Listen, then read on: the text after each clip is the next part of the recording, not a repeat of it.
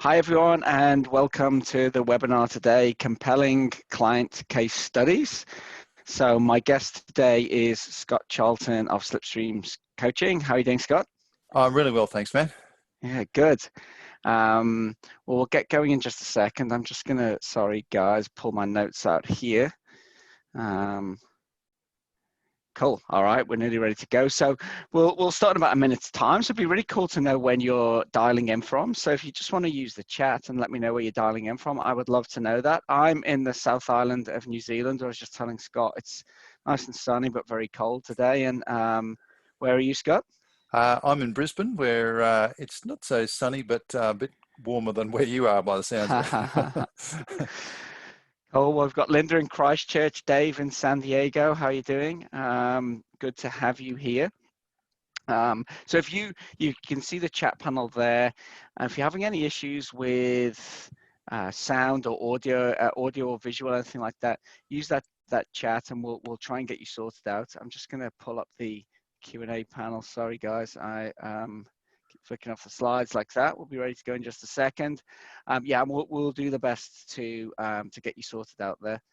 We were going to be talking about case studies today, as the title shows. I will just go with me one second, and I will get that full screen again. Cool. Okay, and we're going to be recording this session, so we'll send out the recording and the slides later today. So if you miss anything or you don't want to take notes and you just want to watch the presentation, we'll be recording it for you. So what are we going to be covering today? So we're going to have a look at why client case studies work so well. We're also going to have a look at how to get case studies from clients, because I think you guys all know, that they're pretty valuable things. We're going to have a look at how then you take those case studies that you've got and use them in your marketing.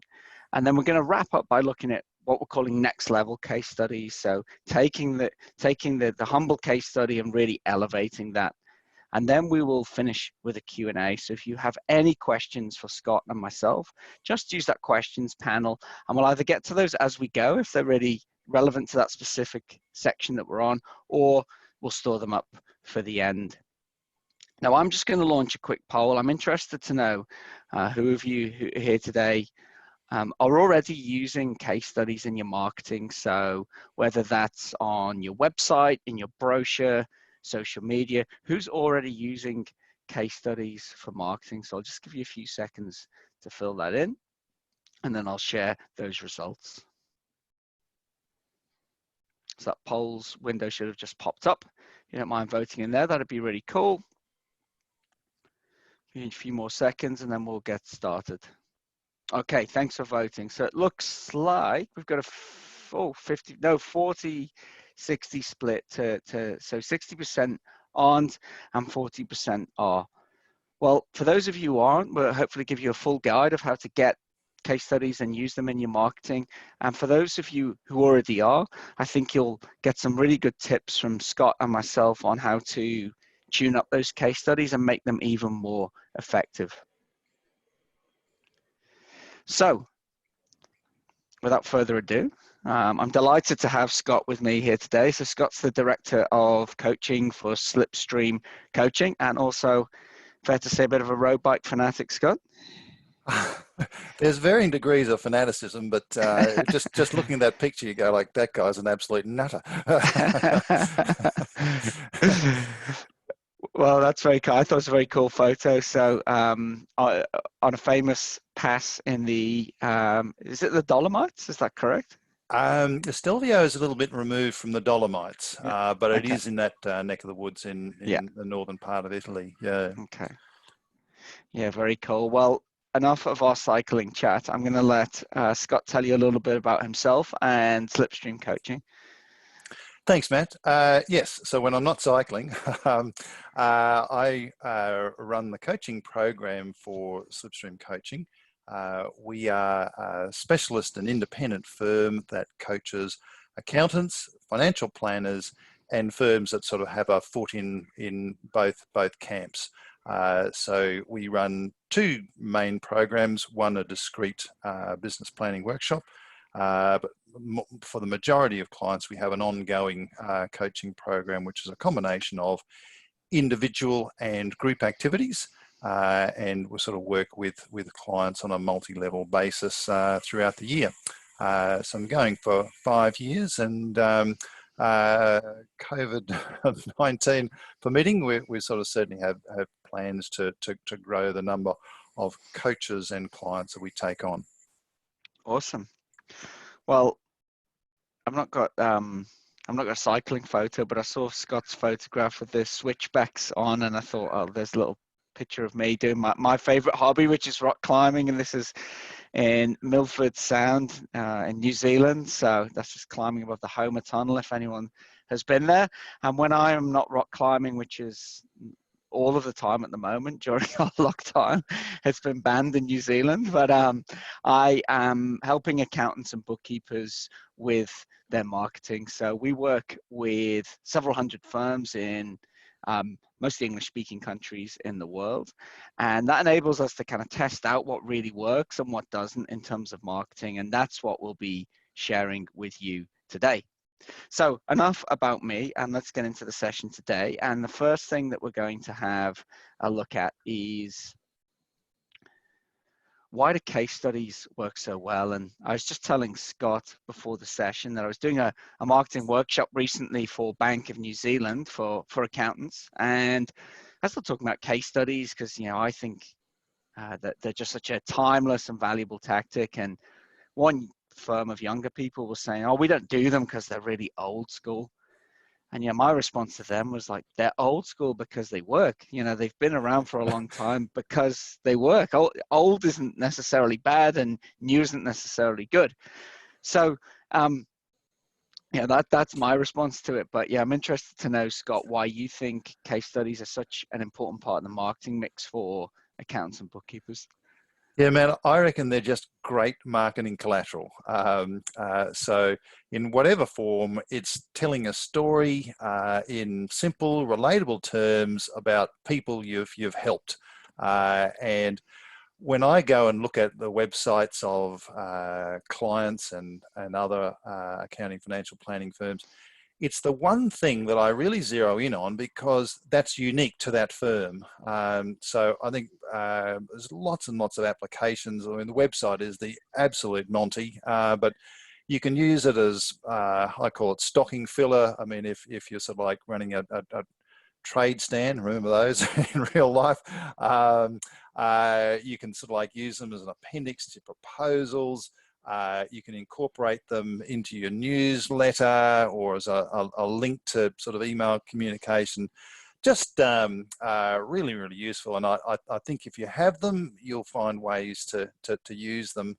But the other thing, Matt, I think is important is that it's very affirming for the firm itself. You can sort of look at what a client's had to say or what has been sort of like set out in terms of how you helped a client, and you go like, hey, we actually did some good work there, and I think that's good, and then internally it can spark a conversation. Well, what other clients are like that we should be helping too? So I just think that if you have them, you'll find ways to use them. Just a marvelous marketing resource. Yeah, that's a really good point. The final one you made about internally, I saw a post from a bookkeeping firm today, and she'd got an amazing piece of feedback from client, not necessarily a case study per se, a testimonial, and we'll talk about the difference between the two, but kind of related. And she said, this is why we come to work. And so, I think having that and going, well, it's easy, I think, to get lost in the work sometimes and not see those great outcomes that you're getting for people. So that internal use is one I hadn't really thought about, but I think is really important as well. Yeah, a couple for the accountants. One is they cost little, if anything, to produce. So that's a tick. And the other one is that most accountants are like, you finish something and there's no celebration. It's kind of like, okay, that's done. What's next? Whereas you go, actually, no, there is some good work there that we've done, and it's nice to just sort of like recognize that. Yeah, absolutely. Well, someone talking about business said, often we in business, we're playing it like the analogy of business, often it's a game, but it's a game where often we don't keep score and celebrate the wins. And I think that's really sad. And it's really important to build in the celebration of the wins into it. And this is one way you can do that. Definitely. Yeah. One thing I'd say, talking to the comment that I got, that case studies are old school, I would say that look at what is called social proof in online marketing. So social proof would be a great example, would be something like TripAdvisor, where you're reading these reviews and things like that. Case studies in a lot of ways are very similar to social proof like that. And it's how most buyers evaluate, because a lot of that stuff's done online now, right? It's on your website and social media and things like that. So far from being old school, I think they're bang up to date, and it's a timeless tactic to me, because people will always trust other people. To give a comparison, I suppose, would be whatever you write about yourself as a firm. I'm not saying people don't believe you, but they're going to believe what's written by somebody else far more than that, right? Even the best copywriter can't beat, in my opinion, an amazing case study for authenticity, for credibility, and all of those things. Yeah, I think that's right, and ideally, you want the person who's reading it or viewing it to think that sounds just like me, and it's just sort of like reduces another barrier to what that person will do as the next step, whether it's to pick up the phone or to fill out the contact sheet. It's just kind of like, yep, another box that gets ticked, and reduces that reticence to go further. So, yep, lots of positives. Final question. So we're going to move on to how to get case studies, but one objection I have heard more than once, or several times, is I don't like putting case studies or testimonials on our site because I don't want rival firms to know who my clients are. Have you ever heard that one?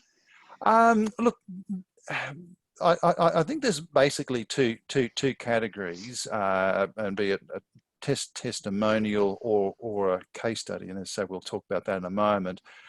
So there are some clients who are more than happy, in fact, proud to have their name there, in which case I think we'll go with that. And there are others where sort of either the client's a bit funny or the firm knows that, and I'm quite okay by, with sort of something like, John and Mary brackets, not their real names. But yeah, look, I just take the view, Matt, that it's a big world out there, and like what you do, what I do, is help sort of people sort of see that it's about making the pie bigger, not sort of like fighting over a small slice of the pie. So I think be bold, be confident, and yep, I don't see a problem with that at all. Yeah, agreed. Cool. Well, I guess that's the theory behind it. So let's get into the practical side of it and how to get client case studies. And in my experience, most firms we talk to know that they should have case studies, but often they go into the too hard basket. Is that something you found as well, Scott, that firms skip this important thing? Look, it is, and I think with busy practitioners, what seems to happen is you might think in principle it's good, but if your day is 100% accounted for by looking at client matters and other things, then a day will go by without you doing anything. A week will go by, a year will go by. It's just that no one actually sort of like sets aside time. So okay, well, look, let's build this resource, and when you actually apply some time to it, you'll sort of see how very little time it takes and how readily it's done. So yeah, I just set aside a little bit of time, and that's the main barrier, I think.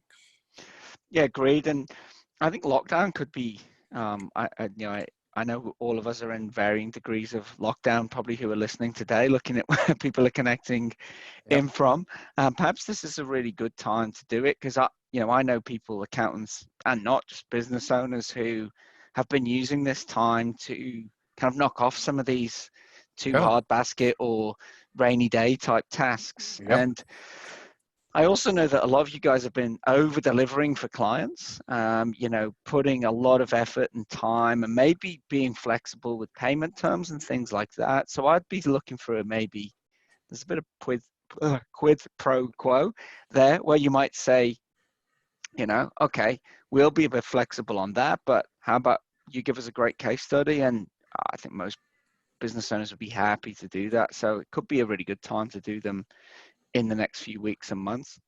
Yeah, Matt.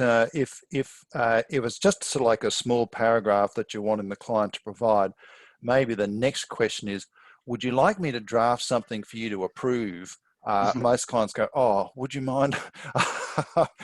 they're willing, but what it does do is avoids, like, after the sixth follow-up, the client sort of dashes something off and you look at it and think, I can't use that. Yeah. Whereas most clients are like, happy to help, and they're sort of like guessing a little bit in terms of what you're looking for. So a draft is often very helpful. Yeah. Well, I was going to launch another poll there. Who has written a client case study for one of their clients? I'm just going to launch another poll there. So let me get that up. So who's done what Scott suggested there, which is trying to get something from the client, can't get it, and you've had to write it for them, because that is definitely one way you can get things moving. I guess I would sometimes say you've got, I don't know what you think about this, but I think you got to be careful sometimes there that you don't make it sound like it was written by you, and that it sounds like it's something that the client would have actually said. Yes, and if you know your client well, you can sort of hear them sort of like resonating with what you're putting together. So Yeah. So we can see 46% have and 7%, 54% haven't. So I mean, that's one way to get a case study if you've got a client who you'd really like to get one from, and perhaps it's tough. But do you have any other tips for firms on how to get the case studies from clients, Scott? Well, I think it's sort of like I view it in, I guess, in two buckets: testimonials and more detailed case study. So in the situation of more detailed case study, I think it's really beholden on the firm to prepare or to engage a professional wordsmith to do that, and that is certainly a way of getting them done really, really quickly and up on your website or wherever where they can do some good. One of the things that we found really useful for our own case studies and we recommend to clients is using a technology like Zoom to record a conversation. And everyone's a Zoom expert now, right? Yeah, zero to hero very quickly. Yeah, I wish I bought some shares in them before before all of this. I'm sure they're doing pretty well, but that's another story. But so one thing I like about doing it is a conversation is the first one is that you get what I would call like natural language and not marketing speak. So I've seen those kind of testimonials where it's like, such and such was a very professional firm. They offer excellent customer service and outstanding. And you're like, no one talks like that. No, that's right. Yes, that's just cringeworthy. Yep. So some of the best ones I've seen are where they use very colloquial language, and so it's got that feeling of credibility, of realness, and especially where it's like, I think one of the examples we're going to show is like a trades business, and you think like, if you write one in that kind of very formal style, I think is that how a tradie would speak? Not to categorize anybody, but it just comes across as phony. So we found recording the conversation and then transcribing that is really good. You get that natural language. What we've also found is that people will often say, so you should have a plan of what you're going to ask them. Obviously you're going to ask them about a certain service that you did for them. but often they'll say something unexpected, and that can be the real gold. So, for example, one of our clients, we were talking to them, and they said, do you know what, actually, now I think about it, our turnover's doubled since we worked with BizInc. Yeah, nice. He said, like, it's not, it wasn't just you guys, but I definitely think the website's been an important part of that. So you can put that. And we would never have asked them. We'd never said, has your No. turnover doubled? Or we wouldn't have asked that at all. But that Yeah. came out of it. So I thought that's pretty cool. So, and the final part would be sort of talking to your side of it, Scott, where the people find it hard to get a testimonial put together, and a case study, and they find it laborious or whatever. So if you can say, look, this is going to take you 5 minutes, I'm going to call you, maybe it's 10 minutes, we're going to talk, Yeah. or it's at the end of a meeting you're already having, I'm just going to ask you 3 questions, Yeah. and we'll talk. Oh, is that Yeah. all I have to do? Yeah, fine. And then we'll send you the written up transcript, yay or nay, and then it gets published. And that's the bit that we found most popular, is that there's just very little friction. Yeah, Matt, I think that there's a lot of really conscientious practitioners out there that are the best kept secret in their marketplace. And there's the curse of assumption. Doesn't everyone do this? And then upon further inquiry, you hear these wonderful stories about sort of like how firms have actually helped clients in their hitting zone in really special ways. And you go like, well, that's amazing. Yeah, it's the best kept secret, and the curse of assumption, and using a third party is just really helpful to tease some of those stories out, because particularly if you're a specialist in an area, you go, well, what's natural to you is superhuman to everyone else. So it's really useful to get a third party just to say, no, you've got something really special there. Yes. And sort of just talking to some of my clients and say, oh, well, tell me about, one of the clients that you work closely with, your favorite client. What are some of the things that you've done? And like, wow, like, for the next 15 minutes, I'd just try and not say anything, just, and tell me more. And these wonderful stories come out. But if you lock a practitioner away in a sort of like a room with a desk, a notebook, and a keyboard, and say, don't come out until you've written a case study, most people are going to be sort of like, let me out. So a third party can be quite a catalyst to get the good stuff out. I totally agree. And reminded me of another thing while you were talking there. One of the things that I like when we do a case study about a client is it's not just about us. It can bring out a little bit about their business. And Yep. so it's maybe a side benefit and maybe not the full reason you're doing it, but it's quite nice for your clients to see that stuff written up about them, their success. And we used to have a writer do them for us, and she was always very good at teasing out of the firm their successes, and that kind of thing. And then that kind of matches up with what you've done for them quite nicely. And I think your client will like seeing a case study about them, if they've obviously been successful. So I think that's another benefit as well, maybe. I agree, and it's extraordinary what some clients will do. It's sort of like, you can sort of see it's all printed out really nicely, a color printer in a frame, showing in reception. It's like, wow. Yeah. So some clients will really take it to areas where you couldn't have imagined that they would be inclined to. So Yeah. who are we to stand in their way? Yeah, absolutely. I just was thinking of one of our clients who messaged in and said, I can see you've done some case studies and testimonials with other clients. Why didn't you speak to me? And he was genuinely offended, Yeah. Oh, I just didn't get round to it, there's no offense there. Wow. Okay. That's cool. So any pitfalls that you would point out when trying to get case studies pulled together?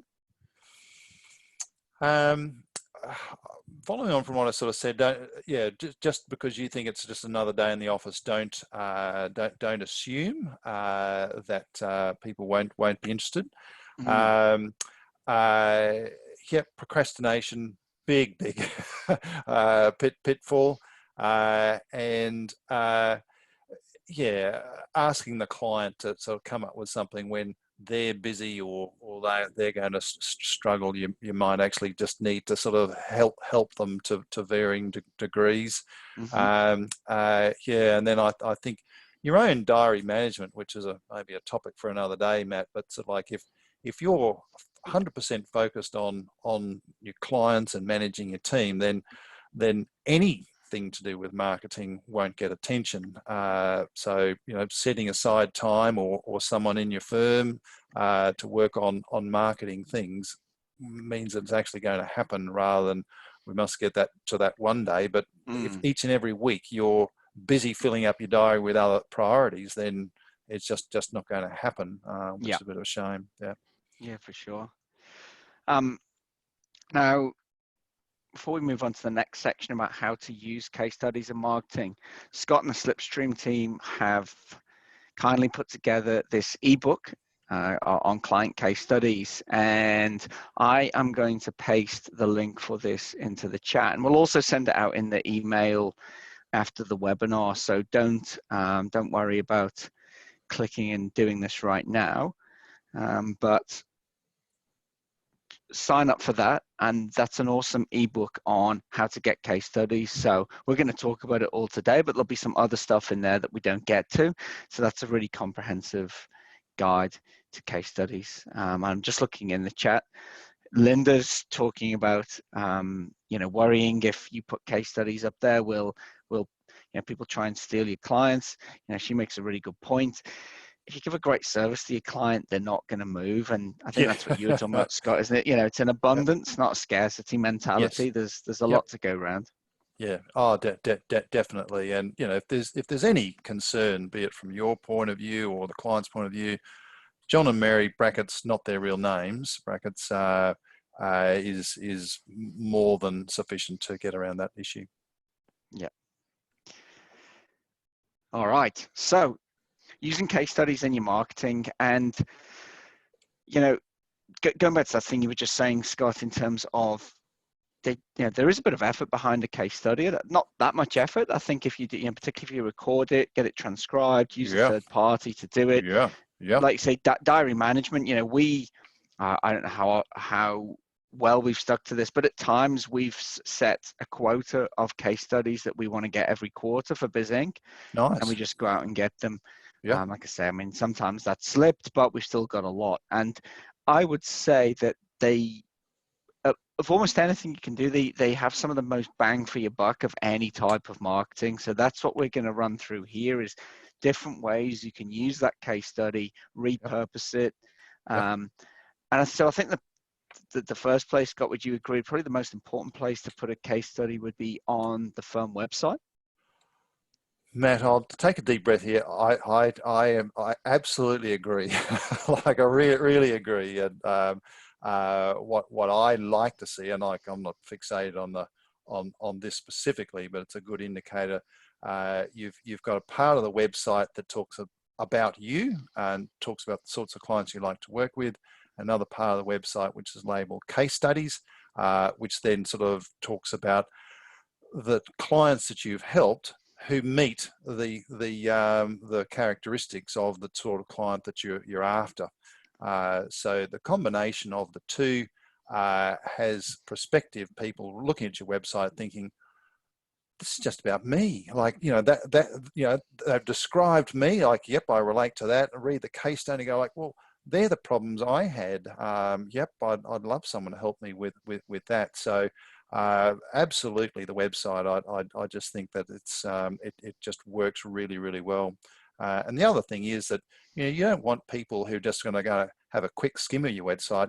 You want them to linger longer, and if you've got some good description of the clients that you work with and sort of ways in which you've helped people who match that, they're going to stay for a while. And I think it all just helps them progress along their journey from being like a stranger to the firm to thinking, well, maybe I will give them a call, or maybe I will fill out that contact form. So absolutely, website first and foremost. Yep. Yeah.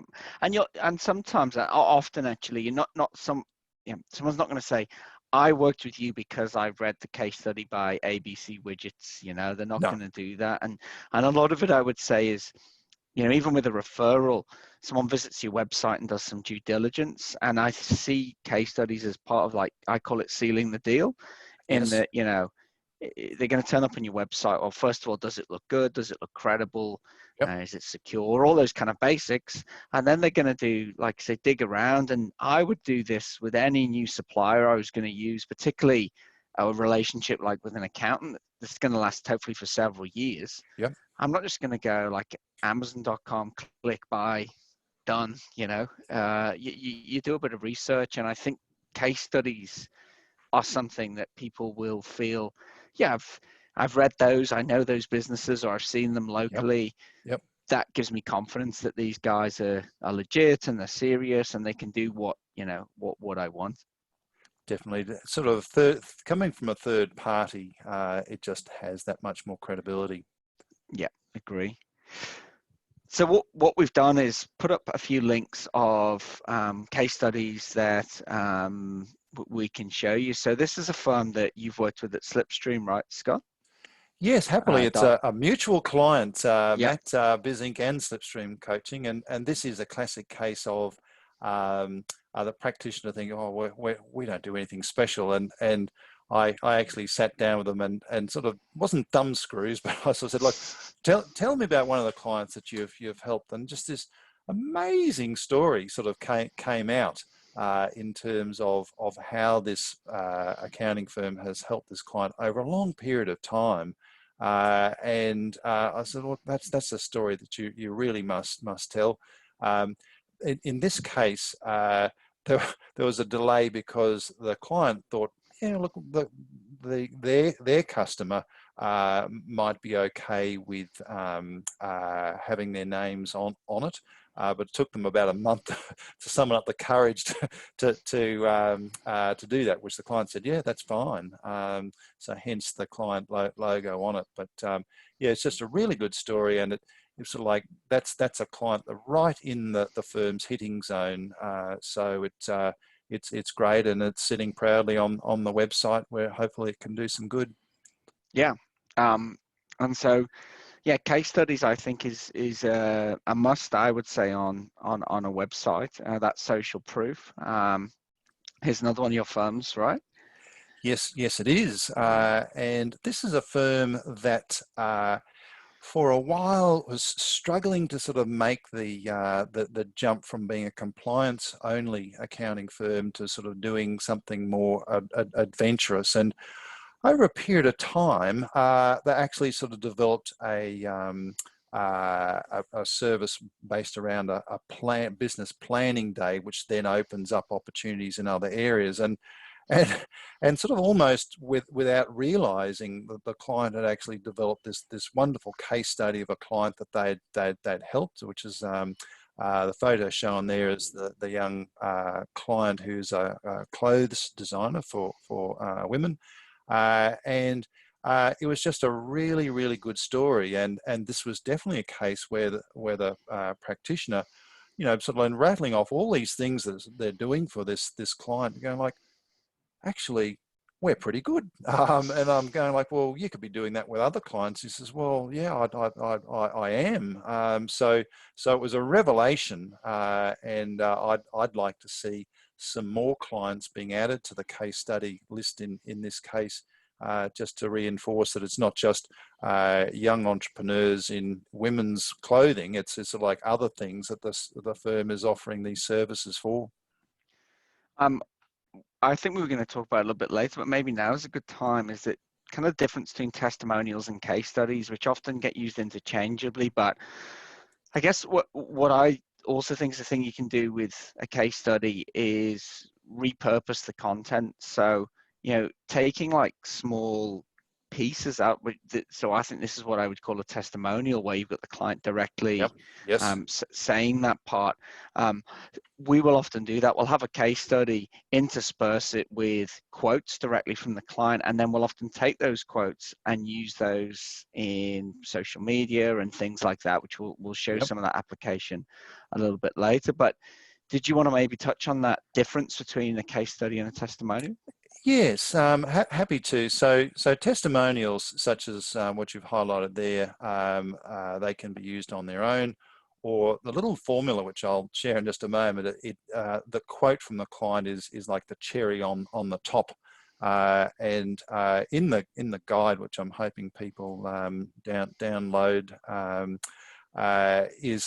I've got a number of different suggestions in how you might do a case study, but the first one is the one that I really push my coaching clients to do, which follows what I call Scott's magic 4-paragraph formula, Matt. Essentially, if you think of an A4 page and there's 4 paragraphs, the first one is, this is the situation the client found themselves in. Problem. The second paragraph, this is what we did to sort of help address those problems. The third paragraph says, as a result of this, the client is, they're sleeping better at night, or they've got the tax office on their back, or they've refinanced and their cash flow is better, or they've, this is all the things that happened. And then the fourth one is a quote such as the one you see on the screen there. And then to top it up, you need a thought-provoking headline and photos, which I really like. And if you're using the actual name of the client, a sort of photo of the client is good, or you might even have one where it's you, the client, in front of their delivery van or outside their shop. People like looking at people, and I just think it sort of just adds so much more. In this particular one, we've got the client's logo that all helps, or a link to the client's website. So I think it sort of just sort of completes it. So that's if you do nothing else but follow the magic 4-paragraph formula, which if you download the guide, you won't have had to sort of like jot those points down. Very easy to follow. Or you could just get a wordsmith to interview you or interview the client and just follow those paragraphs. So a case study, as opposed to just the sort of like the shorter form testimonial in the client's words, adds more detail to it. And ideally, if the right person is reading it, they'll be thinking, that's just like me. That's just like me. And that's no coincidence, because we've focused the case studies on clients that we want more of, that we're putting the message out into the universe. Like, yeah, we work with these clients and we're pretty good at them. So that's my view on the actual format. Can vary, and the guide does talk in terms of more expanded forms or video form, but just sort of gives more specifics about the client situation than just the sort of like the short, punchy, what I call a testimonial. No, totally. And a lot of marketing. So I think creativity is overrated in marketing. Like I'll often say that is that creativity is important, but most people overrate creativity as opposed to doing what works. And there's formulas for what works, just like anything in business, right? And so you will still get creativity within that formula. Restriction is the mother of invention and all of that. But what, if your problem, solution, benefits, what the like Lauren in this example might say could be completely different than what Bob the electrician says, or Jane the salon owner. So the formula, it might be a formula, but what comes out of that will be creative or unique, or however you want to say it. So I think formulas are great. Oh, for sure. And within those, if we use the magic 4-paragraph formula, like within the paragraphs, you can be really inventive. And just a couple of key phrases which I like to use. What this has meant to Lauren has been, or as a result, Lauren has been able to ... Just fill in the rest of the sentence creatively, but sort of it certainly gets your point across. Mm-hmm. One thing I like in it's not so much case studies, but where we're trying to capture client needs and things like that is quantification. So Mhm. if they can put a number to those things, or Yep. what does that actually mean to me? There's like, it's not necessarily my profits went up by this, because people don't necessarily want to share that stuff, but Yep. increase the amount of time I could spend with my family or something like that, and that's a real tangible thing that people can understand. Yeah, or gross margins, or response rates, number of team members. They're things that add some substance without sort of really sort of bearing all. Yeah, absolutely. So back to, I'll go back onto the slides again. Let's grab my notes, excuse me. So another way beyond a website that I thought we could show case studies being used is in sales proposals.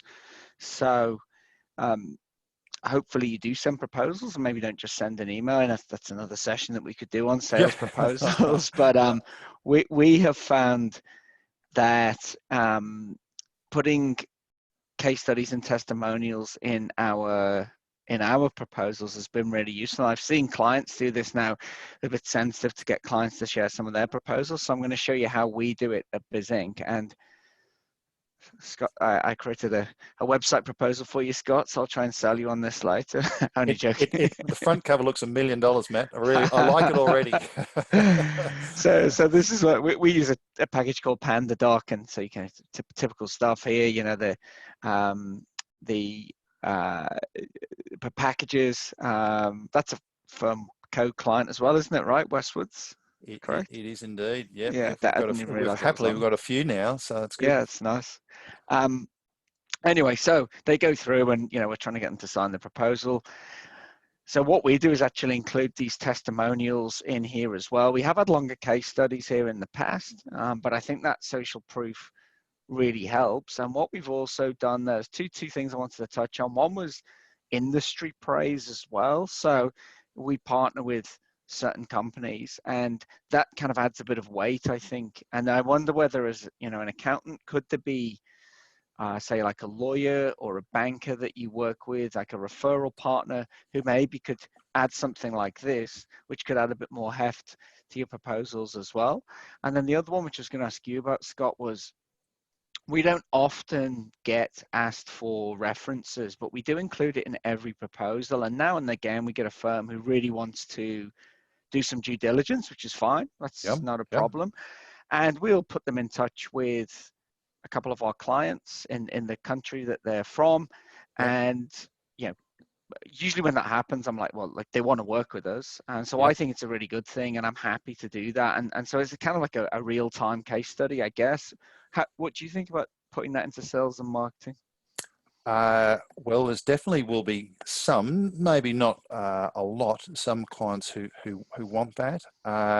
And I mean, it's a nice thing to ask current clients to help out. And I've never had anything but sort of enthusiasm where we've been called upon to provide some names. So yeah, it's a very positive process. So all the more reason why you could actually proactively suggest it, because Mm-hmm. if you're doing good work, well, why not? So yep, Yeah, I'd be quite okay with that. cool. That just made me think of something else, which was, I've been asked this question before: should we incentivize people to give either testimonials or case studies? And I'd be interested to know your thoughts on that. I've never felt the need, man. I mean, Mm-hmm. it's like with be it sort of in my days in practice or now working with practitioners, you develop such a relationship and you've gone on such a journey that it's just a fairly natural thing to sort of say, look, this is what I got in mind. Is that okay? And Mm-hmm. there's just never any problem. It might even be awkward to Yeah. to sort of broach that aspect. So Yeah. no, I've never felt the need. Same. I'd agree with that. I don't think there's any need to do it, and I think most business owners are really happy to give feedback to Yeah. providers that they like, and so providing that they do like it, then I don't Yeah, think it's that's right. contingent on that. But Yeah, let's assume that. yeah. Yeah, cool. Okay. So one other place that I wanted to quickly have a look at was social media. So that's another place I think you can use case studies really well. So just gonna drag this across. Bear with me. Okay. So this is a firm that we work with in Melbourne, Australia, and they've got some amazing feedback from clients, and they've turned these into these social posts which they can share on Facebook and LinkedIn and things like that. And what I really like about either testimonials like this or case studies, they generally are what I would call evergreen content. So, a great case study now is a great case study next year, the year Yep. after. There's maybe a lifespan on some things, but you can keep posting this stuff on social media. So, you could set this to repeat weekly, monthly, because obviously different people are seeing social through those times. And that's one of the other things I really love about case studies, testimonials, and social proof in general, is that it doesn't date the way other marketing does. So again, it kind of speaks to that, giving you bang for your buck. Yeah, and they're beautifully presented, just really eye-catching, aren't they? They're short, they're sharp, and very inviting to the eye to sort of just read what it's about. So yeah, and hey, if you're a great accountant or financial planner, like, you can get other people to do that bit for you. Yeah, yeah, for sure. Um, are there any other ways that you've seen case studies used in marketing, Scott? Um, well, back in the pre coronavirus sort of things like trade stands, or so you can use that as a handout, or if you're sort of running a live seminar, it's sort of like part of the material which is in the little show bag that people take away. Or if it's an aspect that you're going to really focus on, you can have it on the chair, so like people when they're sitting down. So that can work really well too. To flesh out a newsletter, you can sort of like use some or all of a case study, which just adds that extra bit of substance. I think if you've got this collateral, Matt, then you'll find uses for it. And the rules are, there are no rules. Like if it seems like it would make sense in terms of what your marketing program entails, then yeah, go forth and use it. Yeah, couldn't agree more. I mean, I keep saying this bang for your buck kind Yep. of side to it, but you really can reuse them, chop them up in different ways. And you mentioned email newsletters. We've used them for email blasts, kind of like one-off Yep. emails as well, Yeah. where I've Nice. literally taken, you could take something like this top one here, extremely happy, wish I could give them 6 stars or something. Yeah. Use that as the subject for your email. We've done things like that, Nice. and then put just some of the case studies. So what I'm saying is like, if you really don't have a lot of time for marketing, you can do something quite quick and fast, with just taking a case study, chopping that up a little bit, getting in front of the right people with that, and then saying, would you like us to help you with the same kind of thing? Click here. It's a real simple marketing campaign. Wow, there's just so much that you've captured us in that little statement, Matt. And I'm thinking, gee, that proposal that you're going to send to me on the Slipstream website is, you think, look, I'm not only getting the great website, I'm getting somebody who has some like other ideas and experience on my side as well. And just to come up with some ideas that, yep, I might be a busy practitioner, my head sort of like, deep into clients' concerns, but someone can come along and say, look, hey, well, what about this? What about that? And, just someone with talent in terms of presenting a quote nicely, for example, as shown here, can have that done within a very short space of time, and it can be out there on your social media or wherever where it can do some good. So Yeah, really like all of where you're going there. Yeah, cool. Well, before we wrap up with a few questions, I just wanted to quickly touch on kind of like taking client case studies to the next level. And I think if you do those basic things that we've talked about, then, that's, you're going to get a long way with that stuff. We've sort of touched on some of this a little bit already, but I think there are a few things you can do to sort of level up your case studies. And one of those would be really good photography. So this is a firm that we work with at BizInc in Auckland. So they're called Accounting Hub. And you can see they've got really good photography right through their site. This is the firm owners. And what I really like here, right front and central on the homepage, is these are, case studies that we'll click read more. It takes us through to case studies. And I think these would follow very closely, Scott, the kind of formula that you were saying. But I really like the photography as well, because I think it's that authenticity just comes through, that you've got this real photo of people, because people can smell fake stuff, right? So that's just kind of asking that question about writing case studies for people, is like, people can see through that stuff. They're pretty marketing savvy these days. So having these photographs, I think, is just really powerful. And I like what you talked about, Scott. I've seen it done really well on some websites where the firm owners or people in the firm are with the client as well. Yep.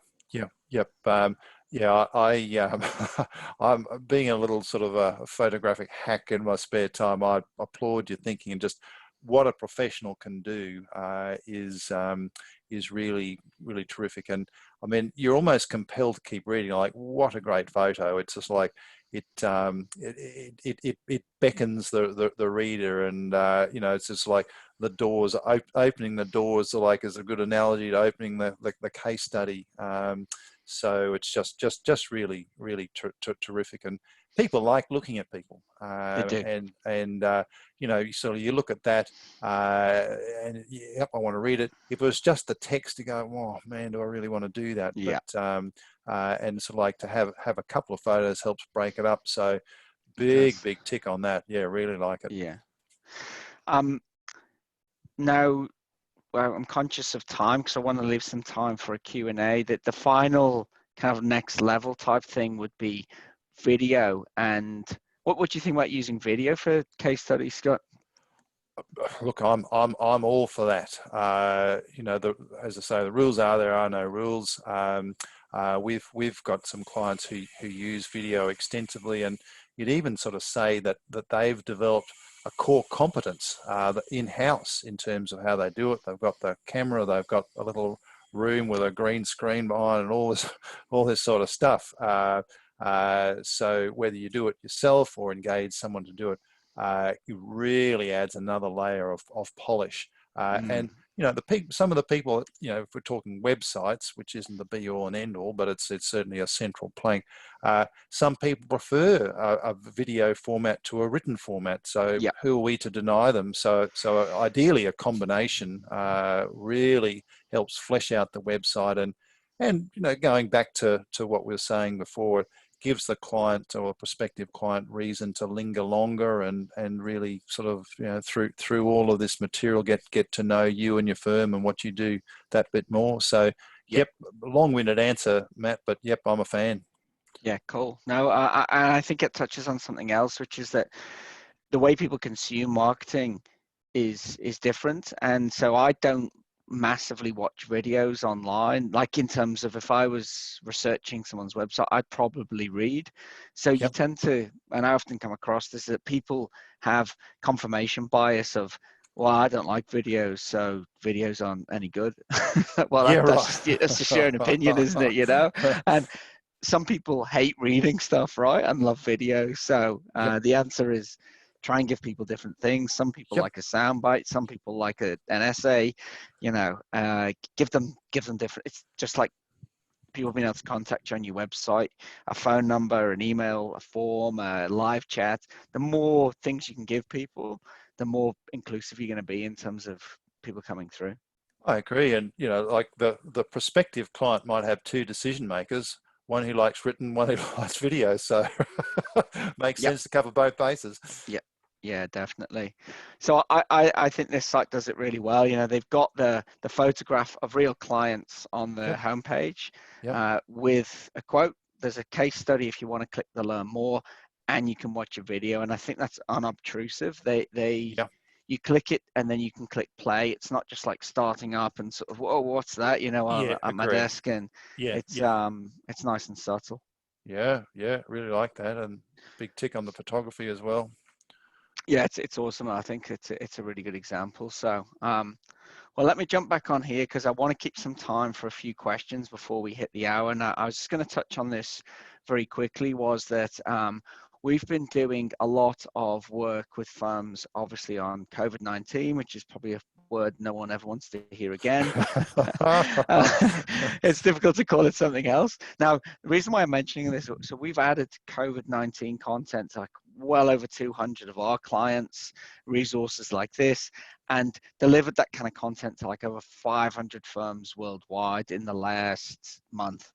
It seems like a bit more than that. Now, the reason I'm telling you that is two reasons. One is it got us some amazing client feedback, and a lot of this was not, we didn't go out looking for this, and you can see some of Mm, that on the screen. So, it's so nice, that's number isn't it? one. And Yeah. yeah, well, I think it reiterates what I said at the start, which was I think this is a good time to go and ask people for feedback, because I know accountants and bookkeepers have really been pulling out the stops to help their clients, their small business owner clients particularly, get through this incredibly tough period. And they may not be able to repay you in cash right now, but I'm sure they'd be happy to put some words together for you and using the ways we've been talking about. So Yeah. just wanted to Matt, mention that. just before you move off that, something Yeah. that a client of Slipstream Coaching did following a a big launch to their clients is they gathered this sort of feedback, and then what they did is they typed these up on different coloured sort of bits of paper, and then put all the different bits of coloured paper on a wall in the office. Oh, just looked $1 million. Just Yeah. really, really nice. So Yeah. Yeah. seeing that prompted that thought. Oh, it's so motivating, for me and the team to see this stuff. And I think, yeah, Mm, a lot of firms would get, just as good feedback as this if they went yeah, and talked to their clients, and yeah, yeah, it can really help. So that's the first reason I mentioned this. I think it's a great time to ask clients for feedback. The second thing is that we can give you some similar content to what I showed you here. So I'm not going to go on about it now because we're pressed for time, but basically we'll send you some links. We've got a thing, I'll put it in the chat, called Tough Times Toolkit. That's free marketing content around business recovery. We were calling it continuity. We're now sort of trying to talk a bit more about recovery, because I think people are sick of hearing COVID-19, that kind of thing. yep. So Mm, that stuff's completely free, DIY. If you want us to do it for you, that's a super cheap product that you can we'll just set up a what we're calling a business continuity hub. It's got email newsletters, weekly digests, it's got all kinds of things built into it. But I will let you guys click on those links, and we'll send them after the session with the recording as well. So I think, to just sum up quickly, look, case studies are a timeless tactic. They're going to work now. They'll work in 10 years. They'll work in 100 years' time. And I think it's a great time to get them right now. I've just said why. Scott gave us some really amazing tips on how to get a case study put together and how to get it from your clients. The 4-paragraph formula, which download the ebook. I'll post the link to that again, but it's in the chat. That's going to give you all of this stuff, so I'm not going to labor on and go into it in detail. But it's got benefits right across your marketing. And as Scott mentioned, I haven't even kind of thought of that internal benefit as well. mm. So, it can help on your website, your brochures, your social media, email marketing, even sales proposals, exhibition stands, but also internally, the coloured paper you were just mentioning, what a motivator for your team as well. Yep. And that's, I'd say it's almost as important as winning new clients. A team that's Sure. motivated and understands your purpose is just vital. So Scott's going to stick around for a few questions. I know we're just coming up to the hour, but I think we've got time for a couple of questions. I'm just going to launch a very quick poll, because if you'd like to hear a little bit more about Slipstream coaching or BizInc, just let us know, and we will drop you a line after the session. And we'll also send you some details in the follow-up email, so feel free to do that. So if you've got any questions for Scott or myself, just use that Q&A panel. I can see one's come in already, Scott, and that was, can you still use would you say you could still use a case study if a client has left? So we've got an awesome case study maybe, but that client leaves, you still want to use it? Do you think that's legitimate? The longer the period of time that elapses, the less I would be inclined to use it. Yeah. Yeah. Okay. That's fair enough, and I would say that as well. I think that yeah, it's maybe if you could be maybe even reference that it was an ex-client. I don't know. I've never seen that really done, but we tend to take them off our website. But I guess there could be examples if it was a project or something like that. Yeah, That was if there very was a specific. sunset clause on it, that would be fine. Yeah. Yeah, but yeah, hopefully you're in the process of gathering some more, excuse me, ones that are current and relevant. So yeah, it might be a catalyst to refresh that, and which is nice to do from time to time anyway. Yeah, cool. One final question, Scott. Do you think if you put a case study on your site and it was from a client in a certain industry, someone looking in that same industry, particularly locally, might think, oh, I've got an issue with confidentiality here. What if they, do you think that's a legitimate reason for not putting a case study on your website? Not at all. A topic for another day is putting yourself out there as a specialist. So I think that what you're looking to do is put messages out, and case studies are a good way, not the only way by any means, of sort of demonstrating your expertise in a particular field. So if you're in any way concerned, you just pull some punches and give less detail, or make it more generic, and change the names, change some of the detail, or choose to tell part of the story, which is be okay, and not others. So I think professional good judgment, it should not be a problem. Yeah, no, I'd agree with that.